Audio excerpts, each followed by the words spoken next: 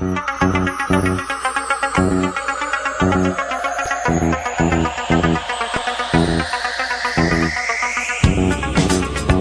my friends.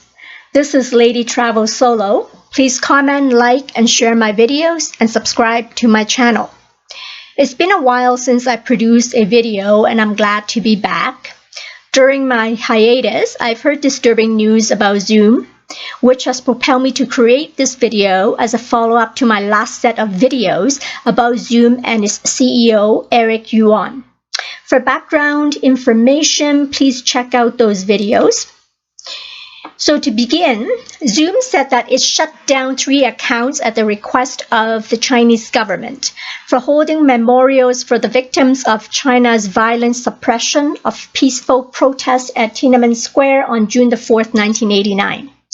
Axios first reported that private accounts were closed down for planning and holding vigils and events to commemorate the Tiananmen Square massacre. The Chinese government demanded that Zoom terminate the meetings and host accounts. Responding to the Chinese government's request, Zoom determined that 3 of the 4 events were illegal under Chinese law. So, my question is, and Zoom needs to answer this, is Zoom an American company operating in the US? Shouldn't Zoom be operating under the law of its residing jurisdiction as well as its jurisdiction of registration? Why does China pose such a huge threat and has the guts to interfere in US affairs? And moreover, this occurrence has demonstrated that China has extended its control to the US and controls US companies. China's evil ambition to conquer the world knows no bound. If Zoom operates under Chinese law, then perhaps Zoom should relocate to China, where it will be subject to Chinese rule. The US government needs to take action against such obvious Chinese interference. China's action is a blatant disregard for democracy, freedom of speech, and peaceful assembly, albeit virtual on social media. China is showing its monstrous plan to take over our freedoms. China's been planning a takeover for years, as its evil intention and ambition have manifested in their announced 2025 plan, and later another plan is the 2030 plan. Based on this news and Zoom's confession, I have no doubt that Zoom is operating under the guise of an American business, but actually, this company is a spy network, and its CEO, Eric Yuan, is a Chinese operative working for the Chinese government. I have come to this conclusion in my past videos about Zoom and its CEO based on Zoom's intentional security and privacy breaches.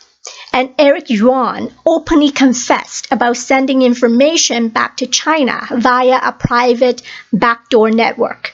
I've asked people to beware of using Zoom as a social media platform for meetings. There are other platforms available, like WebEx, so there's no excuse for using Zoom unless you don't take national security and privacy seriously. If you continue to use Zoom, doesn't mean that you condone the actions of a communist government in China. What happens to people's freedom in a civilized society? So take heed for your own future and your children's future, and don't take freedoms and rights for granted.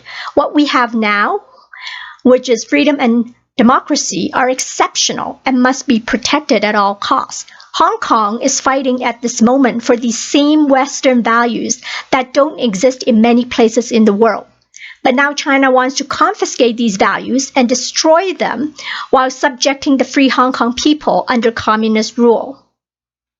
So again, my question is, what happened to people's freedoms in a civilized society? One thing I want to mention about YouTube is that my previous videos about Zoom have a copyright claim, which makes no sense. Zoom is a public company and everyone has the right to discuss it. So it makes me wonder why my YouTube videos have a copyright claim when I'm just talking about Zoom and its CEO.